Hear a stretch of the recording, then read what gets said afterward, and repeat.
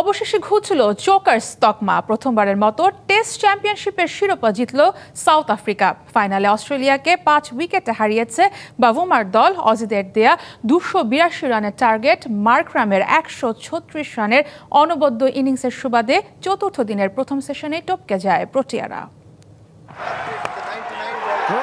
প্রোটিয়াদের এই উল্লাস কাঙ্ক্ষিত বিজয়ের, এই উল্লাস ইতিহাস রচনার। আইসিসি ইভেন্টের নকআউট স্টেজে 15 বার হোঁচট খেয়ে অবশেষে জোকার্স তকমা ঘুচল সাউথ আফ্রিকার। অজিদের হারিয়ে প্রথমবারের মতো টেস্ট চ্যাম্পিয়নশিপের শিরোপা গেল প্রোটিয়াদের ঘরে। অথচ লর্ডসের রেকর্ড পরিসংখ্যান সবকিছুই বিপক্ষে ছিল সাউথ আফ্রিকার। এর আগে এই ভেন্যুতে চতুর্থ ইনিংসে কখনোই 119-এর বেশি রানই করতে পারেনি প্রোটিয়ারা।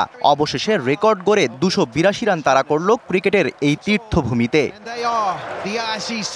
তৃতীয় দিন শেষেই জয়ের মঞ্চটা প্রস্তুত ছিল প্রোটিয়াদের। 282 রানের টার্গেটে চতুর্থ দিনে দরকার ছিল মাত্র 69 রান। হাতে ছিল 8 উইকেট। 65 রান নিয়ে ব্যাটিংয়ে নামা ক্যাপ্টেন বাভুমা মাত্র 1 রান যোগ করেই হাঁটেন প্যাভিলিয়নে।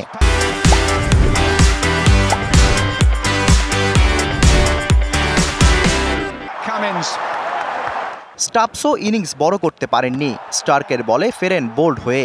তবে আগের দিনের সেঞ্চুরিয়ান মার্করাম ছিলেন অবিচল। চতুর্থ দিনেও ব্যাট করছিলেন দেখে শুনে। কিন্তু অপরাজিত থেকে ম্যাচ শেষ করার আক্ষেপ ঠিকই রয়ে গেল মার্করামের। প্রোটিয়ারা যখন একেবারেই জয়ের দ্বার প্রান্তে, তখনই 136 করে ফেরেন হ্যাজলউডের বলে।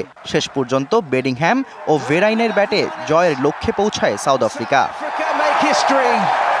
প্রোটিয়াদের এই ইতিহাস রচনার নায়ক মার্করাম ও বাভুমা, দুজনের 147 রানের জুটিতেই শিরোপা জয়ের এই স্বপ্ন পূরণ হলো প্রোটিয়াদের।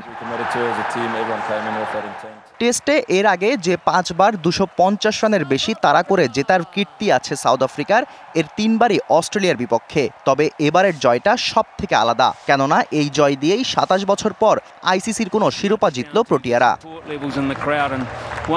Shahriar Hossain, DBC news desk.